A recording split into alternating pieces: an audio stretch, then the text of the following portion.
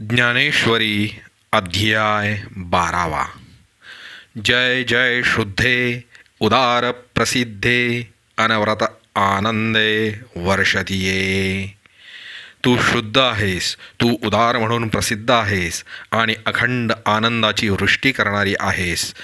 गुरुकृपा दृष्टीरूपी माते, तुझा जय जयकार असो. विषय व्याळे मिठी दिधलिया नुठी ताठी, ते तुझी कृपा दृष्टी निर्विष होय. विषयरूपी सर्पाने दंश केला असता मूर्छा येते, ती काही केल्या जात नाही. हे गुरुकृपा दृष्टी, तुझ्या योगाने ती मूर्छा नाहीशी होते आणि सर्पदंश झालेल्या प्राण्याची या विषापासून सुटका होते. तरी कवणा ते तापू पोळी, कैसे निओ शोकू जाळी, जरी प्रसाद रस कल्लोळी पुरेसी तू. जर प्रसन्नतारूप पाण्याच्या लाटांची तुला भरती येईल, तर संसाराच्या त्रासाचे चटके कोणाला बसतील व खेद कसा बरे जाळू शकेल. योगसुखाचे सोहळे सेवका तुझेनी स्नेहाळे, सोहम सिद्धीचे लळे पाळीसी तू. हे प्रेमळ माते, भक्तांना अष्टांग योगाच्या सुखाचे भोग तुझ्यामुळे प्राप्त होतात व भक्तांचे ते ब्रह्म मी आहे अशा स्वरूपसिद्धीच्या प्राप्तीची हौस तू पुरवितेस. आधार शक्तीचा अंकी वाढविसी कौतुकी, हृदयाकाश पल्लकी परिये देसी निजे. आधार चक्रावर असलेल्या कुंडलिनीच्या मांडीवर तू आपल्या भक्तांना कौतुकाने वाढवितेस व त्यांना झोप येण्याकरता हृदयाकाशरूपी पाळण्यात घालून झोके देतेस. प्रत्येक ज्योतीची ओवाळणी करिसी मनपवनांची खेळणी, आत्मसुखाची बाळलेनी लेवविसी. आत्मप्रकाशरूपी ज्योतीने साधकरूपी बालकास ओवाळतेस आणि मन व प्राण यांचा निरोध करणे ही खेळणी त्यांच्या हातात देतेस व स्वरूपानंदाचे दागिने साधकरूपी बालकांच्या अंगावर घालतेस. सतरावियेचे स्तन्यदेसी अनाहताचा हल्लरू गासी, समाधिबोधे निजवसी बुधावणी. 17वी जीवनकलारूपी दूध देतेस आणि अनाहत ध्वनीचे गाणे गातेस आणि समाधीच्या बोधाने समजूत घालून निजवितेस. म्हणोनी साधका तू माऊली, पिके सारस्वत तुझ्या पाऊली, या कारणे मी साऊली न संडी तुझी. म्हणून साधकांना तू आई आहेस आणि सर्व विद्या तुझ्या चरणांच्या ठिकाणी पिकतात, म्हणून मी तुझा आश्रय सोडणार नाही. अहो सद्गुरूचिये कृपादृष्टी, तुझे कारुण्य जयाचे अधिष्ठी, जो सकळ विद्यांचे सृष्टी धात्रा होय.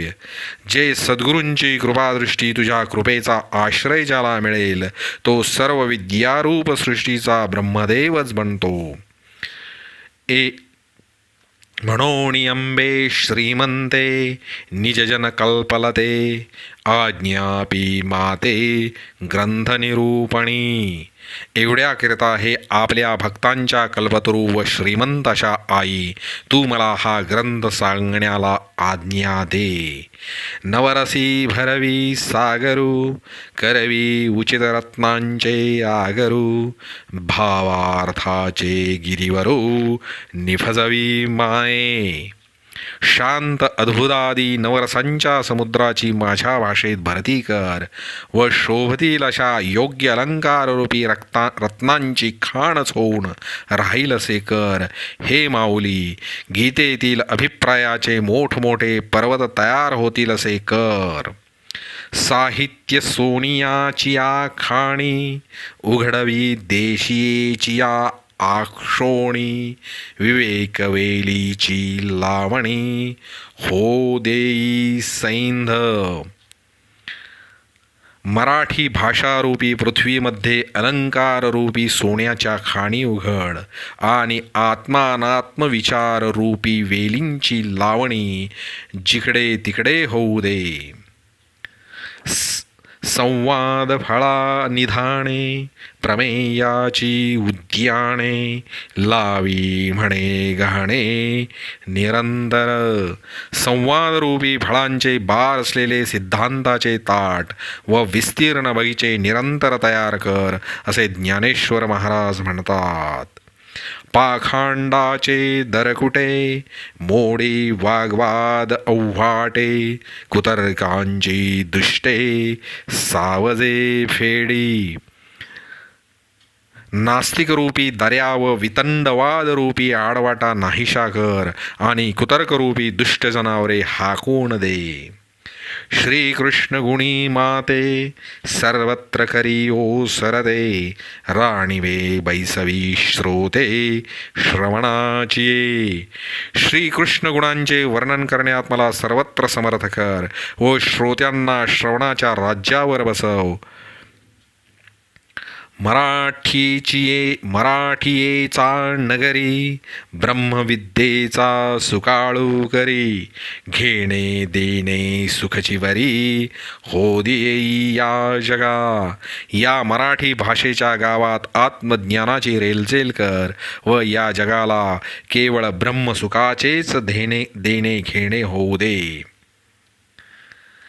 तू आपुले निस्नेह पल्लवे माते पांघरू विशील सदैवे तरी आताची हे आघवे निर्मीण माये.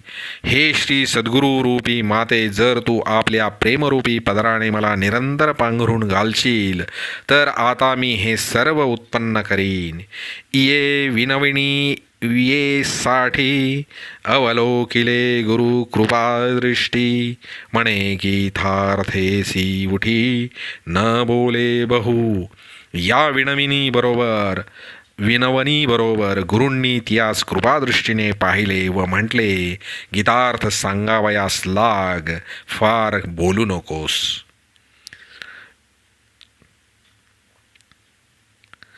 तेथ जी महाप्रसादू म्हणोणी साविया जाला स्वानंदू आता निरोपी न प्रबंधू अवधान दीजे. तेव्हा ज्ञानेश्वर महाराजांना सहजच आनंद झाला व ते म्हणाले, महाराज, आपण जी मला आज्ञा केली ती मी आपला महाप्रसाद समजतो, तर आता आपल्या आज्ञेप्रमाणे मी कथा सांगेन. आपण लक्ष देण्याची कृपा करावी. अर्जुन उवाच एवं सततयुक्ताये भक्तास्त्वां पर्युपासते ये चाप्यक्षरमव्यक्तं तेषां के योगवित्तमाः. तरी सर्व वीरांचा सार्वभौम राजा व चंद्रवंशाच्या विजयाचा ध्वज व पंडुराजाचा मुलगा जो अर्जुन तो बोलला. मग अर्जुन श्रीकृष्णास म्हणाला, ऐकले महाराज, आपण मला विश्वरूप दाखविले तेव्हा ते विश्वरूप अपूर्व म्हणून माझे चित्त भ्याले आणि मला या श्रीकृष्णाच्या सगुणरूपाची सवय आहे म्हणून मनाने त्याचाच आश्रय केला. तेव्हा सगुणमूर्तीवर प्रेम ठेवणे चांगले नाही म्हणून तेथे प्रेम ठेवू नकोस असे देवांनी मला बजावले. तर व्यक्तरूपाने अथवा अव्यक्त रूपाने तूच एक आहेस याविषयी संशय नाही. भक्तीने व्यक्त स्वरूपाची व योगाने अव्यक्त स्वरूपाची प्राप्ती होते. हे वैकुंठा, व्यक्त व अव्यक्त असा जो तू त्या तुझ्या प्राप्तीच्या उंबऱ्यात सोडणारे भक्ती व योग हे दोन मार्ग आहेत. परंतु जो कस 100 भार सोन्याच्या लगडीला असतो तोच कस त्या लगडीतील वेगळ्या काढलेल्या एका वालभर सोन्याला असतो. म्हणून मर्यादित व व्यापक अशी यांची योग्यता सारखीच आहे. अमृताच्या समुद्रामध्ये जी सामर्थ्याची थोरवी आढळून येते तीच थोरवी त्या अमृत समुद्राच्या लाटेतील एका चुळकाभर अमृत प्याले असता प्राप्त होते. महाराजा, माझ्या चित्तात हाच खरोखरी निश्चय करून अनुभव आहे.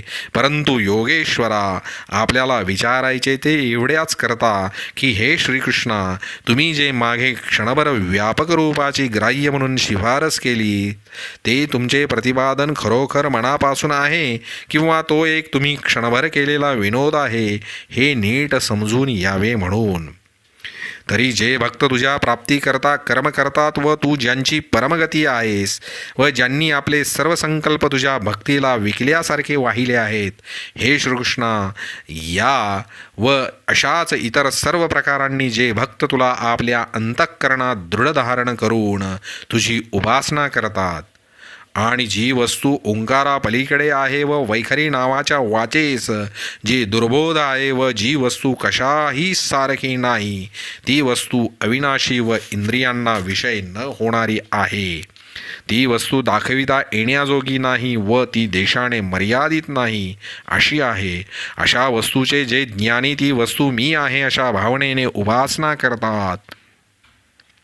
महाराज, अशा या योगी व भक्तांपैकी कोणी एकाने हे अनंता खरोखर योग जाणला हे सांगा बरे. या अर्जुनाच्या बोलण्याने तो जगतबंधू श्रीकृष्ण परमात्मा संतुष्ट होऊन म्हणाला, अरे अर्जुना, तू प्रश्न करण्याचे चांगले जाणतोस.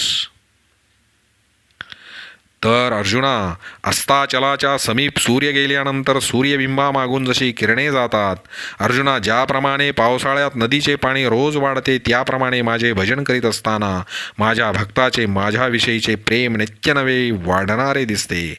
परंतु गंगा नदी समुद्रास प्राप्त झाल्यानंतरही जसा मागील पाण्याचा अनिवार्य लोट येत राहतो, त्या गंगेसारखा ज्याच्या प्रेमभावाला जोर असतो, तसेच जे रात्र आणि दिवस असे काही न म्हणता सर्व इंद्रियासह माझ्या स्वरूपी दृढ अंतःकरण ठेवून माझी उपासना करतात, याप्रमाणे जे भक्त मला आपला आत्मभाव देतात त्यांनाच मी श्रेष्ठ प्रतीचे योगयुक्त मानतो. आणि अर्जुना, याशिवाय दुसरे जे मी ब्रह्म आहे अशी दृढ भावना करून अवयवरहित व अविनाशी अशा ब्रह्माला धरावयास पाहतात, ज्या ब्रह्माच्या ठिकाणी मनाचा प्रवेश होत नाही आणि बुद्धीची दृष्टी जेथे प्रवेश करीत नाही, ते इंद्रियांना खरोखर गोचर होईल काय. परंतु जे ब्रह्म एका ठिकाणी न सापडल्यामुळे व कोणत्याही आकारात ते येत नसल्यामुळे जे ध्यानालाही कठीण आहे, जी वस्तू सर्व ठिकाणी सर्व रूपाने व सर्वकाली असते, ज्या स्वरूपाचे ध्यान करण्याकरता गेले असता चिंतन करण्याची क्रिया तेथे आपला काही न लागल्यामुळे खजील होते, जी वस्तू उत्पन्न होत नाही व नाशही पावत नाही, व जी वस्तू नाही असेही नाही व आहे असेही नाही, व जी वस्तू अशी असल्यामुळे जिच्या प्राप्तीविषयी साधने संभवतच नाहीत, जे चालत नाही व हलत नाही, जे संपत नाही व मळत नाही, ते आपल्या बळानेच ज्यांनी स्वाधीन करून घेतले आहे. वैराग्यरूपी मोठ्या अग्नीने विषयांची सैन्ये जाळून त्या योगाने होरपळलेली इंद्रिये धैर्याने आवरून धरली, मग इंद्रियास पाशात घालून अंतर्मुख केले व अशा तऱ्हेने त्यास हृदयाच्या कपाटात कोंडले. हे सुजान अर्जुना, गुदद्वाराला आसनमुद्रा लावून मूळबंधाचा किल्ला तयार केला, आशेचे बंध तोडून टाकले, भित्रेपणाचे कडे ढासळून दिले आणि निद्रारूपी अंधार नाहीसा करून टाकला. वज्राग्नीच्या ज्वाळाने पाणरूप धातूंची होळी करून रोगरूपी मुंडक्यांनी प्राणायामरूपी तोफा पुजल्या, मग कुंडलिनीची मशाल आधार चक्रावर उभी केली व तिच्या प्रकाशाने ब्रह्मरंध्रापर्यंत मार्ग समजला. शरीरातील 9ही द्वारांच्या कवाडावर संयमांचा अडसर घालून सुषुम्ना नाडीचे मुख उघडले. प्राणशक्तीरूपी चामुंडा देवीला संकल्परूपी मेंढे मारून व मनोरूपी महिषाचे मस्तक हे बळी दिले. इडा व पिंगला नाड्यांच्या सुषुम्नेत प्रवेश करून अनाहत शब्दाचा गजरकुला केला व चंद्रामृत त्वरेने जिंकून घेतली. मग सुषुम्ना नाडीमधील कोरीवशी विवररूपी दादरावरून ब्रह्मरद्रांचे शिखर प्राप्त करून घेतले. शिवाय आज्ञा चक्र रूप अथवा ओंकाराची तिसरी मात्रा जो मकार, त्या मकाररूपी जिन्याचा बिकट शेवट चढून जे जातात व मूर्ध्नी आकाशाला बगलेत मारून ब्रह्माशी ऐक्याला पावतात, अशा प्रकारे सर्वत्र सारखी बुद्धी ठेवलेले जे असतात ते मी ब्रह्मशी भावना प्राप्त करून घेण्याकरता योगरूपी अमर्याद किल्ले स्वाधीन करून घेतात. आपल्याला मोबदल्यात देऊन निराकार ब्रह्म त्वरित घेतात. तेही अर्जुना मला पावतात. एरवी योगाचरणाच्या जोरावर विशेष काही लाभ होतो असे मुळीच नाही. उलट जास्त श्रम मात्र त्यांच्या पदरात पडतात, दुसरे काही नाही. सगुणाच्या भक्तीस डावलून निराश्रय निर्गुण आणि सर्व प्राण्यांचे मूर्तिमंत हितच असे जे ब्रह्म, त्या ब्रह्माची प्राप्ती होण्याकरता ज्या योग्यांनी त्या ठिकाणी आसक्ती धरलेली असते त्यास इंद्रपदादी पदे वाटमारेपणा करतात व रिद्धिसिद्धीपासून उत्पन्न होणारी सुखदुःखे त्या योग्यांच्या प्राप्तीच्या आड अडून पडून राहतात. कामक्रोधांचे अनेक उपद्रव उद्भवतात व निराकाराबरोबर शरीर लढवावे लागते. तहानेने तहानच प्यावी, भूक लागली असता भूकच खावी आणि रात्रंदिवस वावांनी वारा मोजावा. जेथे जागणे हेच निजणे, इंद्रियांचा निरोध करणे हेच विषयांचे प्रशस्त भोगणे आणि झाडांशी मैत्री करून बोलावे लागते. थडी नेसावी, ऊन पांघरावे आणि पावसाच्या घरात असावे. अर्जुना, फार काय सांगावे. हा योग करणे म्हणजे नवऱ्या वाचून नित्य नवा अग्निप्रवेश करणे आहे. हा योग करण्याच्या कामात नवऱ्याबरोबर सती केली असता जसे पुढे तोच नवरा मिळतो तसे नवरा मिळवण्याचे काम नाही, अथवा बापाकडच्या कुलाचाराचे काही निमित्तही नाही, परंतु मरणाबरोबर नित्य नवी लढाई आहे. याप्रमाणे योगाचे दुःख मृत्यूहून तीक्ष्ण आहे, अथवा कडत विष पिववेल काय. डोंगर गिळताना मुग फाटणार नाही काय. म्हणून अर्जुना, या योगाच्या वाटेने माझी प्राप्ती करून घेण्याकरता जे निघाले त्यांच्या वाट्याला दुःखाचाच भाग आला. असे पहा की जेव्हा बोचऱ्या माणसास लोखंडाचे चणे खाण्याचा प्रसंग येतो तेव्हा त्याचे पोट भरले म्हणावे की प्राणांशी त्याचा वियोग म्हणावा. म्हणून बाहूंनी समुद्र तरून जाणे हे कोठे शक्य आहे काय, अथवा आकाशात पायाने चालणे घडते काय. युद्धाच्या गर्दीत गेल्यावर अंगाला काठीचा घाव न लागता सूर्याची पायरी करून जाता येईल काय. म्हणून अर्जुना, ज्याप्रमाणे पांगळ्याला वायूशी स्पर्धा करता येत नाही त्याप्रमाणे शरीरधारी जीवांची निर्गुण ब्रह्माच्या ठिकाणी गती नाही. असे असूनही तर ते जीव धैर्य करून निर्गुणाचाच पिच्छा भरवतील तर त्यांना दुःख प्राप्त होईल. म्हणून अर्जुना, याहून दुसरे जे भक्तिमार्गाला लागले ते हे दुःख जाणतच नाहीत.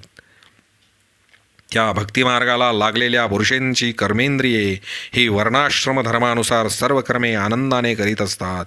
ते पुरुष शास्त्राने सांगितलेल्या आज्ञांचे पालन करतात व शास्त्राने मनाई केलेली कर्मे ते करीत नाहीत व केलेल्या कर्मांची फळे ती कर्मे मला अर्पण करून जाळून टाकतात. अर्जुना, याप्रमाणे ते मला कर्मे अर्पण करून सर्व कर्मे नाहीशी करतात. आणखी ज्या म्हणून काही शरीराच्या, वाणीच्या आणि मनाच्या क्रिया असतात त्या सर्वांची प्रवृत्ती माझ्याशिवाय दुसरीकडे नसते. असे जे माझ्या ठिकाणी घडून माझी निरंतर उपासना करतात व जे माझे निरंतर ध्यान करतात त्या ध्यानाच्या निमित्ताने जे माझे घर झाले आहेत, ज्यांच्या प्रेमाने माझ्याशी देवघेव केलेली असते व ऐहिक व पारतंत्रिक भोग व मोक्ष ही कुळे दीन होत आहेत असे समजून ज्यांनी त्यांचा त्याग केला असतो, याप्रमाणे एकनिष्ठ भक्तीने जीव, शरीर व मग यासह जे मला विकलेले असतात त्यांचे काय एक मी करतो म्हणून सांगू, कारण सर्वच मी करतो. फार काय सांगावे. अर्जुना, जो आईच्या पोटी जन्म घेतो तो आईचा किती आवडत असतो बरे. त्याप्रमाणे माझे भक्त जसे असतील त्या स्थितीत मी त्यांच्यावर प्रेम करतो व कळीकाळाचा पराभव करून त्यास मी आपल्या पदरात घेतो. सहज विचार करून पाहिले तर एकदा माझा भक्त म्हणून ठरला, मग त्या संसाराच्या काळजीची गोष्ट कशाला सांग. राजाच्या कुटुंबास भीक मागण्याचे कारण पडेल काय. त्याप्रमाणे ते भक्त माझे कुटुंब आहेत असे समजावे. त्यांचे कोणतेही पडलेले काम करण्यात मला कमीपणा वाटत नाही. जन्ममृत्यूच्या लाटात हे जग गटांगळ्या खात असलेले पाहून माझ्या पोटात असा विचार आला, संसार सागराच्या खवळण्याने कोणाच भय उत्पन्न होणार नाही. त्या योगाने माझे भक्त कदाचित भीतील. म्हणून अर्जुना, सगुण रूप धारण करून भक्तांच्या गावाला मी धावत आलो. माझे हजारो नावे याच कोणी नावा त्या तयार करून संसार सागरातून भक्तांना तारणारा मी नावाडी झालो असे समज. जे भक्त सडे आहे तसे मी पाहिले, त्यास ध्यानरूपी कासेला लावले व परिग्रह होते त्यास नामरूपी नावेवर बसविले. एकाच्या पोटी प्रेमाची बेटी बांधली आणि मग त्यास मोक्षाच्या काठावर आणले. परंतु जे माझे भक्त असे, मग ते 4 बायांची जनावरे वगैरे का असेनात, पण त्या सर्वांस वैकुंठाच्या राज्यास योग्य केले. म्हणून माझ्या भक्तांना एकही चिंता नाही, कारण त्यांचा उद्धार करणारा मी नेहमी तयार आहे. आणि जेव्हा भक्तांनी चित्तवृत्ती मला दिली त्यावेळी त्यांनी मला छंदात घातले. याकरता हे भक्त श्रेष्ठ अर्जुना, भक्तिमार्गाचे आचरण करावे हा विचार पक्का लक्षात ठेव.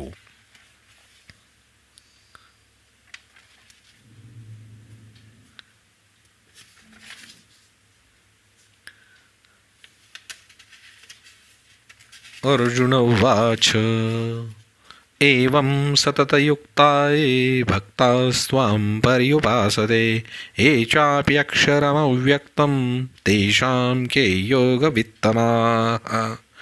श्रीभगवानुवाच मय्यावेश्य मनो ये मां नित्ययुक्ता उपासते श्रद्धया परयोपेतास्ते मे युक्ततमा मताः.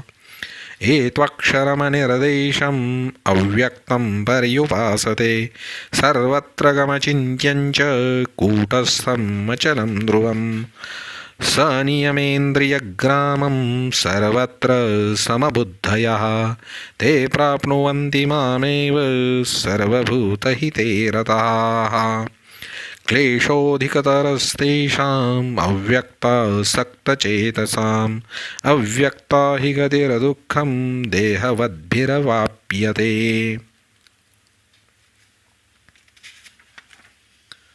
ये तु सर्वाणि कर्माणि मयि सन्न्यस्य मत्पराः अनन्येनैव योगेन मां ध्यायन्त उपासते तेषामहं समुद्धरता मृत्युसंसारसागरात्. भवामि न चिरात् पार्थ मय्यावेशितचेतसाम्. फार काय सांगावे. अर्जुना, जो आईच्या पोटी जन्म घेतो तो आईचा किती आवडत असतो बरे. त्याप्रमाणे माझे भक्त जसे असतील त्या स्थितीत मी त्यांच्यावर प्रेम करतो व कळीकाळाचा पराभव करून त्यास मी आपल्या पदरात घेतो. सहजच विचार करून पाहिले तर एखादा माझा भक्त म्हणून ठरला तर त्या संसाराच्या काळजीची गोष्ट कशाला. सांग, राजाच्या कुटुंबास भीक मागण्याचे कारण पडेल काय. त्याप्रमाणे ते भक्त माझे कुटुंब आहे तसे समजावे. त्यांचे कोणतेही पडलेले काम करण्यात मला कमीपणा वाटत नाही. जन्ममृत्यूच्या लाटात हे जग गटांगळ्या खात असलेले पाहून माझ्या पोटात असा विचार आला, संसार सागराच्या खवळण्याने कोणास भय उत्पन्न होणार नाही. या योगाने माझे भक्त कदाचित भितील. म्हणून अर्जुना, सगुणरूप धारण करून भक्तीच्या गावाला मी धावत आलो.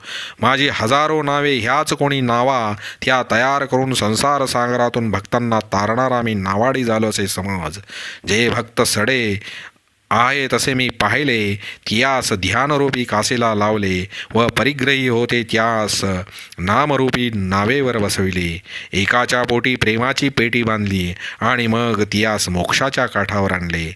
परंतु जे माझे भक्त, मग ते 4 बायांची जनावरे वगैरे का असेनात, पण त्या सर्वांस वैकुंठाच्या राज्यास योग्य केले. म्हणून माझ्या भक्तांना एकही चिंता नाही, कारण त्यांचा उद्धार करणारा मी नेहमी तयार आहे. आणि जेव्हा भक्तांनी आपली चित्तवृत्ती मला दिली त्यावेळी त्यांनी मला छंदात घातले. याकरता हे भक्तश्रेष्ठ अर्जुना, भक्तिमार्गाचे आचरण करावे हा विचार पक्का लक्षात ठेव. मय्येव मन आधस्त्व मयि बुद्धिं निवेशय निवसिष्यसि मय्येव अत ऊर्ध्वं न संशयः. अरे अर्जुना, बुद्धीच्या निश्चयासह तू आपले मन फक्त माझ्या स्वरूपी अखंड वतनदार करून ठेव. बा अर्जुना, या दोघांनी जर माझ्यामध्ये प्रेमाने बरोबर प्रवेश केला तर तू मला पावशील. कारण की मन व बुद्धी ही माझ्या ठिकाणी कायमची राहिली तर मग मी व तू असे द्वैत उरेल काय, सांग.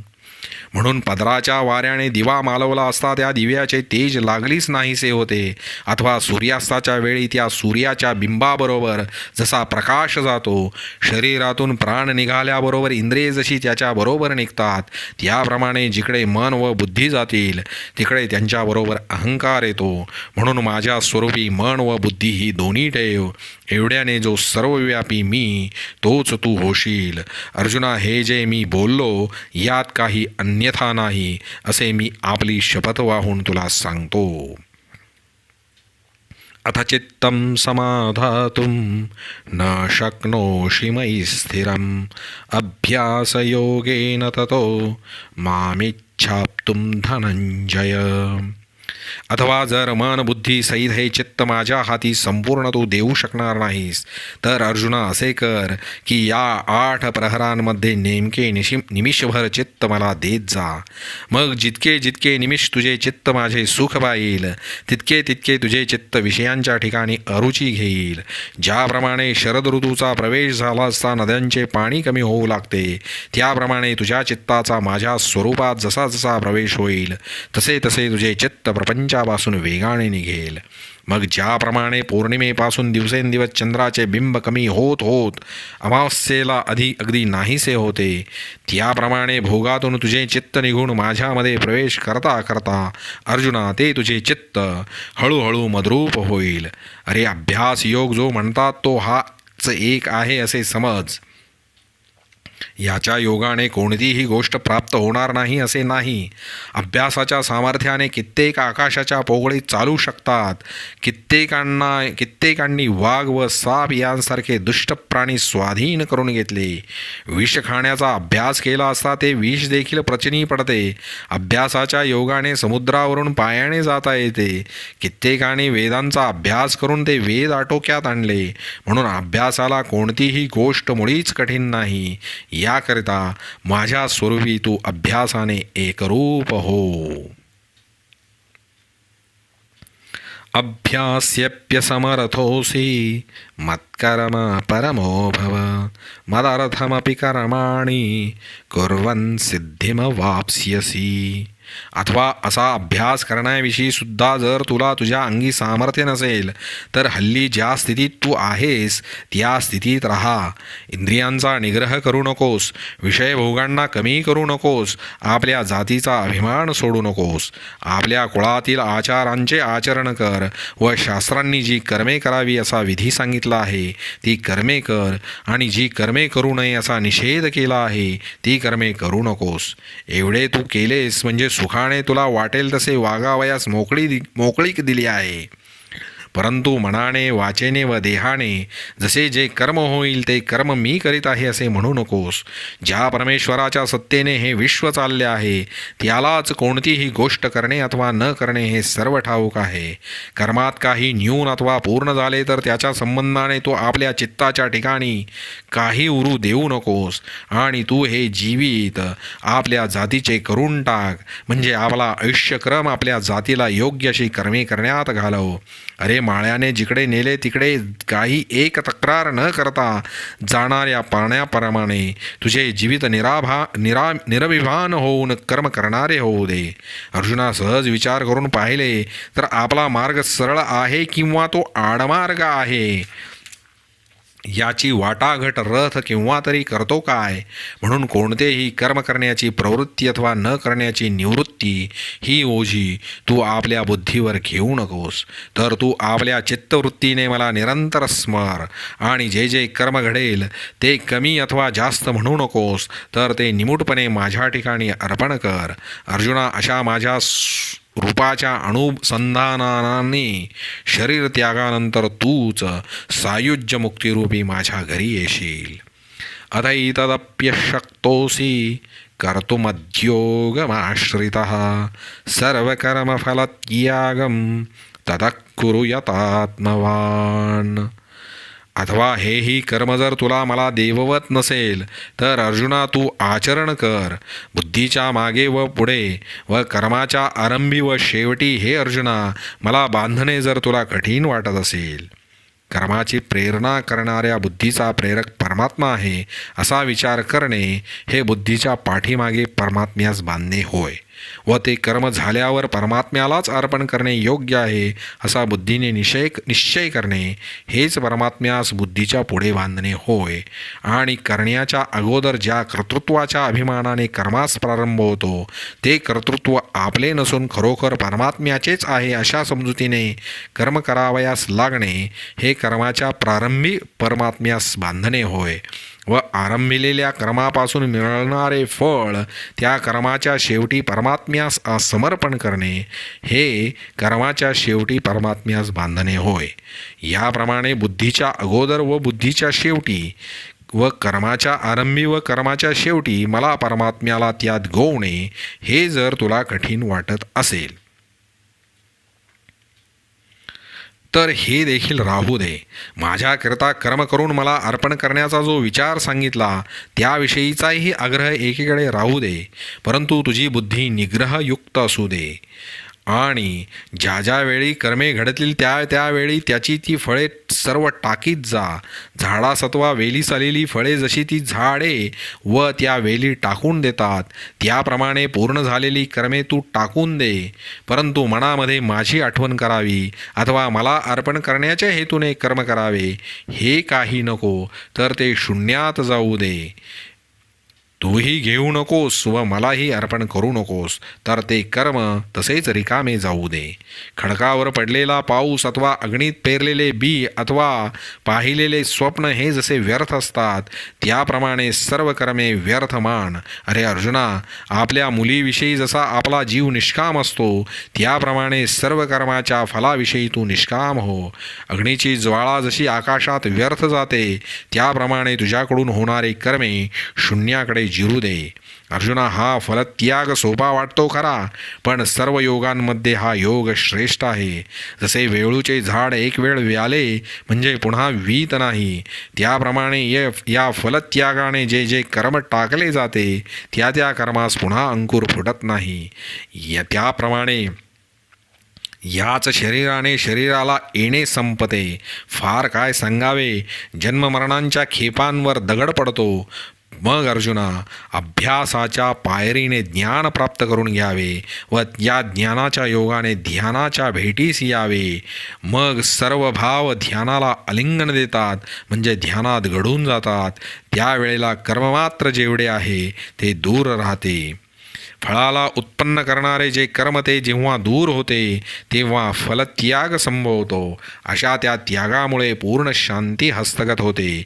म्हणून अर्जुना, शांती प्राप्त होण्याकरता हाच काय तो क्रम आहे. सांप्रतकाळी तुला अभ्यासच केला पाहिजे. श्रेयो हि ज्ञानमभ्यासात् ज्ञानात् ध्यानं विशिष्यते ध्यानात् कर्मफलत्यागः त्यागाः शान्तिनिरन्तरम्. अर्जुना, मग अभ्यासापेक्षा ज्ञान हे खोल आहे आणि ज्ञानापेक्षा ध्यान अधिक महत्त्वाचे आहे आणि कर्मफलत्याग जो आहे तो ध्यानापेक्षा चांगला आहे आणि कर्मफलत्यागापेक्षा शांतीसुखाचा भोग चांगला आहे. अर्जुना, अशा या वाटेने व याच मुक्कामाच्या क्रमाने ज्याने शांतीचा मध्य गाठला, अद्वेष्टा सर्वभूतानां मैत्रः करुण एव च निर्ममो निरहंकारः सुखदुःख सुखक्षमी. सर्वव्यापी चैतन्याला ज्याप्रमाणे आपला व परकेपणाचा भाव कोठेच नसतो त्याप्रमाणे त्याला लोकांविषयी आपला व परकेपणा राहिला नाही. म्हणून तो कोणत्याही प्राण्याचा द्वेष करण्याची गोष्ट जाणत नाही. उत्तमाचा स्वीकार करावा आणि नीच म्हणून त्याग करावा हे ज्याप्रमाणे पृथ्वी मुळीच जाणत नाही. किंवा अर्जुना, राजाच्या देहाची हालचाल करावी व दरिद्री पुरुषाचा देह टाकून द्यावा असे कृपाळू प्राण केव्हाही म्हणत नाही. नाहीत. गायीची तहान भागवू आणि वाघाला विष होऊन मारू असे करणे पाण्याला कसे ठाऊकच नसते, त्याप्रमाणे ऐक्यबोधाने संपूर्ण प्राणीमात्रांशी ज्याची मैत्री असते व जो आपण स्वतः कृपेची जन्मभूमी असतो, आणखी मी तू अशी भाषा त्याला माहीत नसते आणि माझे असे तो काही म्हणत नाही, ज्याला सुखदुःखांची जाणीव नसते, त्याप्रमाणे क्षमेच्या बाबतीत ज्याची योग्यता पृथ्वीसारखी आहे व त्याने आपल्या मांडीवर संतोषाला घर दिले आहे. संतुष्टः सततं योगी यतात्मा दृढनिश्चयः मय्यर्पितमनो बुद्धिः यो मद्भक्तः स मे प्रियः. वर्षा ऋतूशिवाय जसा समुद्र पाण्याने नेहमी पूर्ण भरलेला असतो, तसा तो कोणताही बाह्य उपचाराशिवाय संतोषाने नेहमी पूर्ण भरलेला असतो.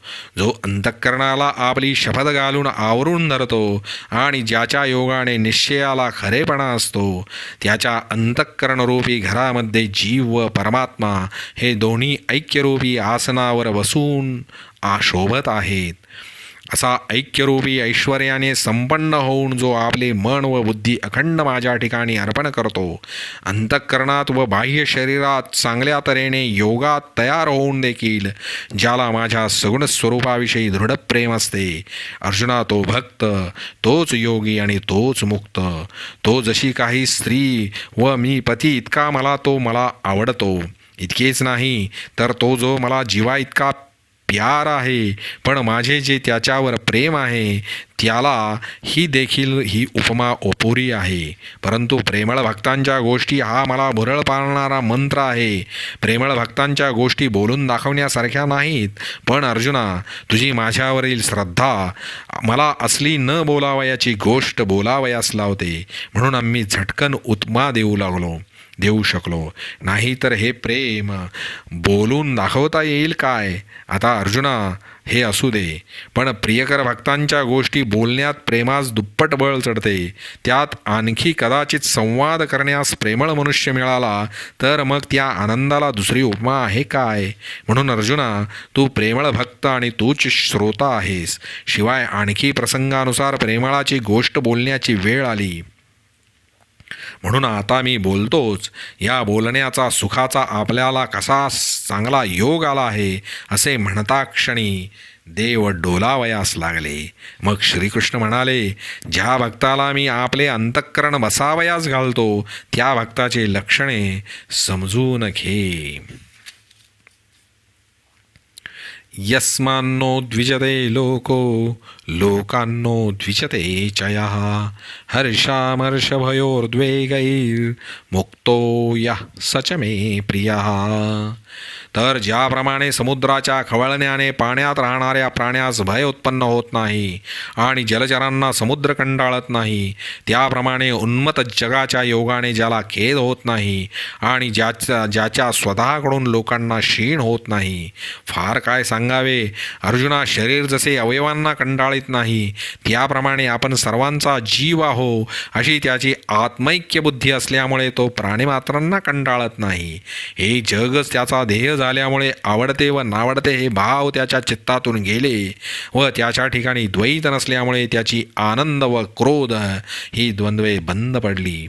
असा द्वंद्वापासून पूर्णपणे मुक्त झालेला, भय आणि चित्तक्षोभ यांनी रहित झालेला आणि इतके असून शिवाय माझ्या ठिकाणी अनन्य असलेला तर त्याचा मला मोह असतो, ती आवड काय सांगू. हे राहू दे, तो माझ्याच योगाने जगतो. जो आत्मानंदाने तृप्त झाला व जो पुरुष म्हणजे सर्वांचा शेवट असलेले ब्रह्मच जन्मास आले आणि तो पूर्ण ब्रह्मस्थिती रूप जी स्त्री तिला प्रियपती झाला. अनपेक्ष शुचिरदक्ष उदासीनो गतव्यतः सर्वारंभ परित्यागी यो मद्भक्त स मे प्रियः. अर्जुना, त्याच्या ठिकाणी इच्छेला प्रवेश नाही आणि ज्याच्या जगण्याने त्याला आतील आत्मसुखाचा उत्कर्ष होत राहतो. काशी क्षेत्र हे मोक्ष देण्यात खरोखर उदार आहे, परंतु त्या क्षेत्रामध्ये मोक्षचे शरीर पडावे लागते. हिमालय पर्वत पाप नाहीसे करतो, परंतु तेथे मरण्याचा फार संभव आहे. साधूचा पवित्रपणा तसा धोक्याचा नाही. गंगोदक पवित्रातील पवित्र आहे आणि त्या गंगोदकाने पाप व ताप नाहीसे पावतात. परंतु तेथे बुडी मारण्याची जरुरी असल्याकारणाने तेथे बुडण्याचा संभव असतो.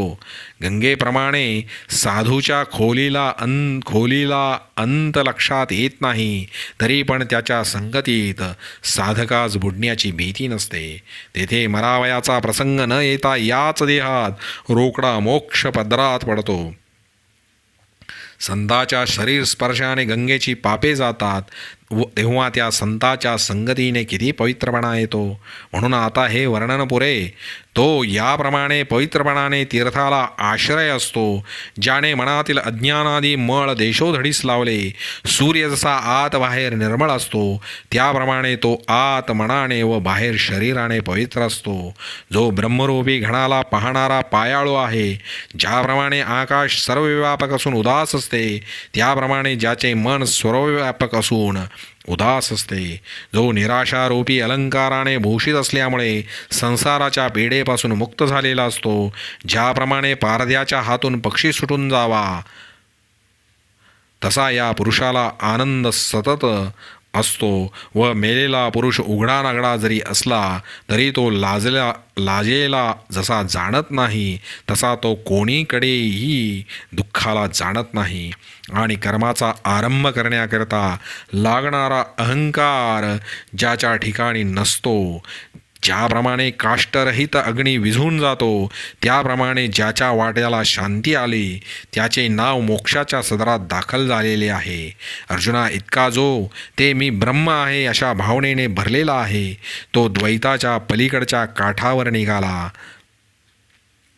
तथापि भक्तिसुखाकरता आपल्यातच दान, देव व भक्त असे दोन भाग करून तो आपल्या ठिकाणी सेवाधर्म स्वीकारतो व दुसऱ्या भागाला मी देव असे नाव देतो. याप्रमाणे देव व भक्त या दोन्ही कल्पना आपल्यातच सारख्या कल्पून अद्वैतात भजन करणे शक्य नाही अशा समजुतीने भजन न करणाऱ्या लोकांना जो योगी भजनाची चांगली पद्धत आचरून दाखवतो, त्या भक्ताचा आम्हाला छंद असतो. तो भक्त आमच्या स्वतःच्या ध्यानाचा विषय असतो. फार काय सांगावे, त्याची जेव्हा आम्हास भेट होते तेव्हाच आम्हाला समाधान वाटते. त्याच्याकरता मला सगुण मूर्तीची धारणा करावी लागते आणि त्याच्याकरताच या जगात राहावे लागते. तो मला इतका आवडतो की त्यावरून जीव व प्राण ओवाळून टाकावेत. यो न हृष्यति न द्वेष्टी न शोचति न कांक्षति शुभाशुभ परित्यागी भक्तिमान् यः स मे प्रियः. जो आत्मप्राप्तीच्या तोडीचे दुसरे काहीच चांगले समजत नाही, म्हणून जो एखाद्या विशेष भोगाने आनंदित होत नाही, आपणच विश्व आहोत अशी समजूत बनलेली असल्यामुळे त्याचा भेदभाव अनायासानेच नाहीसा झालेला असतो. म्हणून ज्या पुरुषाच्या ठिकाणी द्वेष बुद्धी राहिलेली नसते, आपले जे खरे आहे ते कल्पांच्या अंताच्या वेळी देखील जात नाही, हे जाणून जो गेल्याचा शोक करीत नाही आणि ज्याच्या पलीकडे काही नाही असे जे ब्रह्म, ते तो पुरुष आपण आपल्या ठिकाणी आल्यामुळे कशाचीच इच्छा करीत नाही. सूर्याच्या ठिकाणी रात्र किंवा दिवस असे दोन्ही जसे घडत नाही, त्याप्रमाणे वाईट किंवा बरे हे त्याला काहीच वाटत नाही. असा जो केवळ अखंड बोधरूप असून त्याशिवाय आणखी जो माझ्या ठिकाणी भजनशील असतो, तरी रे अर्जुना, त्याच्यासारखे दुसरे आवडते नातलग मनुष्य आम्हाला खरोखर कोणी नाही, हे तुझी शपथ वाहून सांगतो. अर्जुना, ज्याच्या ठिकाणी भेदभावाची गोष्टही नाही, शत्रू आणि मित्र या दोघांची ज्याच्या ठिकाणी सारखी योग्यता आहे, समशत्रौ च मित्रे च तथा मानापमानयोः शीतोष्ण सुखदुःखेषु समसंगविवर्जितः. अर्जुना, ज्याच्या ठिकाणी भेदभावाची गोष्टही नाही, शत्रू आणि मित्र या दोघांची ज्याच्या ठिकाणी सारखी योग्यता आहे, अथवा घरच्या माणसांना उजेड पाडावा आणि परक्या माणसांना अंधार पाडावा असे जसे दिव्याला माहीत नसते, जो तोडण्याकरता घाव घालतो किंवा जो लागवड करतो, त्या दोघांना वृक्ष जसा सारखी सावली देतो, अथवा ज्याप्रमाणे ऊस हा आपल्या पिकास पाणी घालून वाढवणाराला गोड आणि चरकात घालून गाळणाराला कडू असा असत नाही, अर्जुना, त्याप्रमाणे शत्रुमित्रांच्या ठिकाणी ज्याचा असा भाव आहे व ज्याच्या मनाची स्थिती मानाच्या अपमानाच्या वेळी सारखीच राहते, तिन्ही ऋतूमध्ये आकाश जसे सारखे असते, त्याप्रमाणे थंड आणि उष्ण इत्यादी द्वंद्वाची किंमत ज्याच्याजवळ सारखीच असते. अर्जुना, दक्षिण दिशेकडील व उत्तर दिशेकडील वाऱ्यांमध्ये जसा मेरू पर्वत तसा प्राप्त होणारी जो सुखदुःखे त्यामध्ये अचल असतो, ज्याप्रमाणे चांदणे आपली मधुरता, राजा आणि रंग या सारखीच अनुभवण्यास देतो, तसा तो सर्व प्राणीमात्रांच्या ठिकाणी सारखा असतो.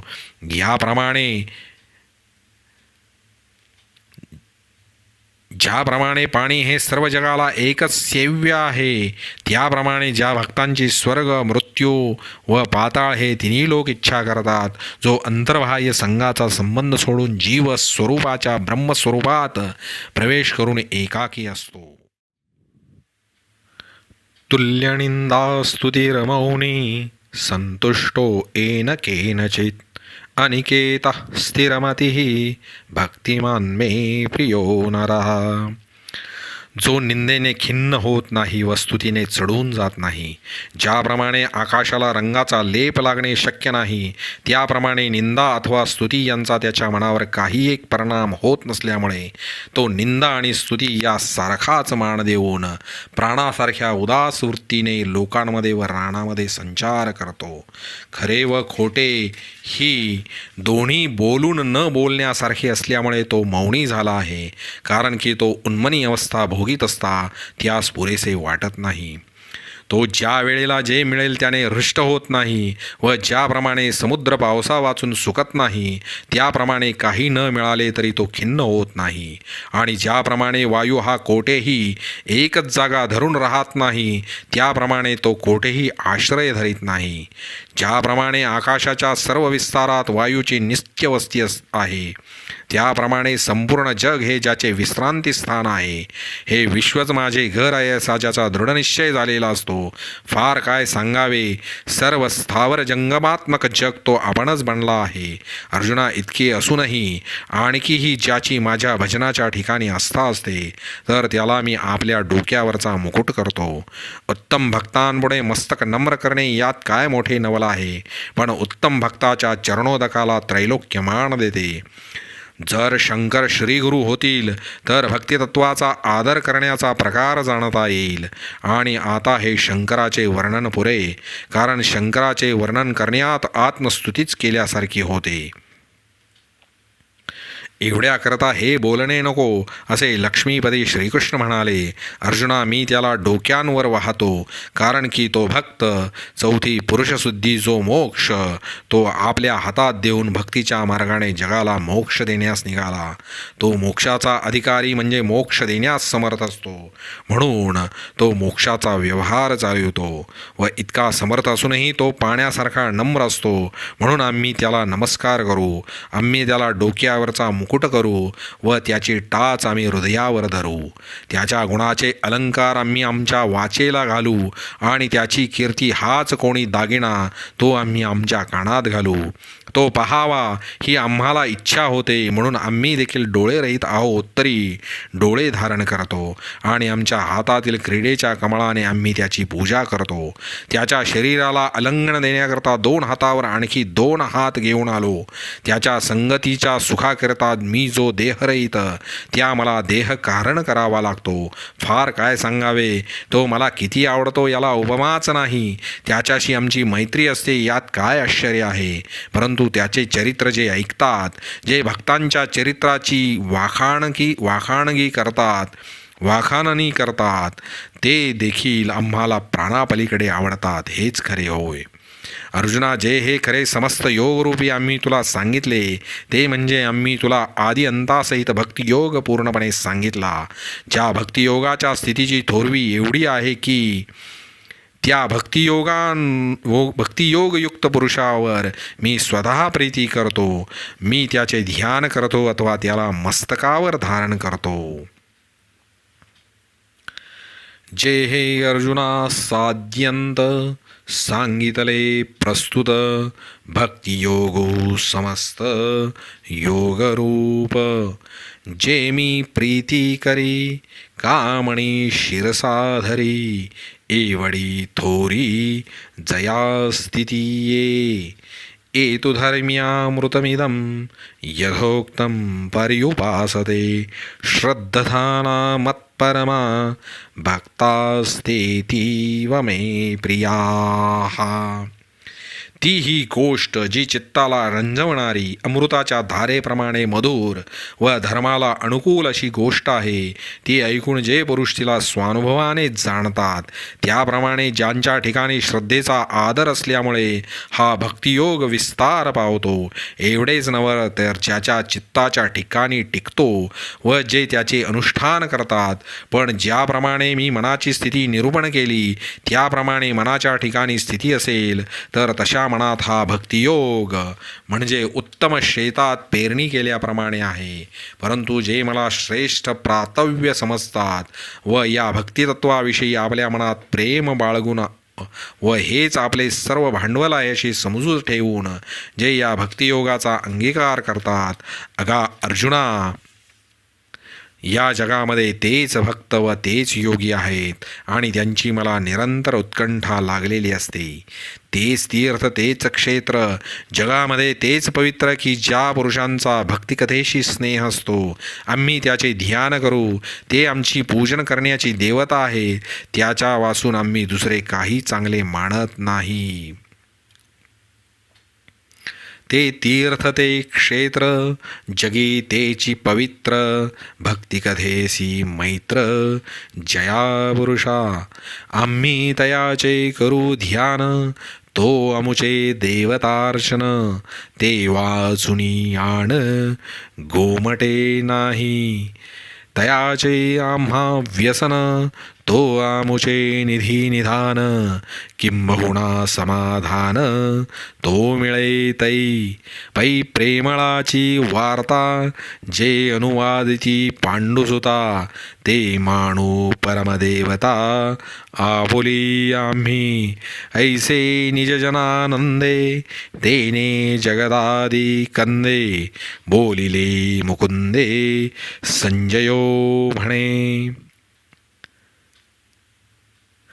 त्यांचे आम्हास व्यसन असते व तेच आमच्या ठेव्याची खाण आहेत. फार काय सांगावे.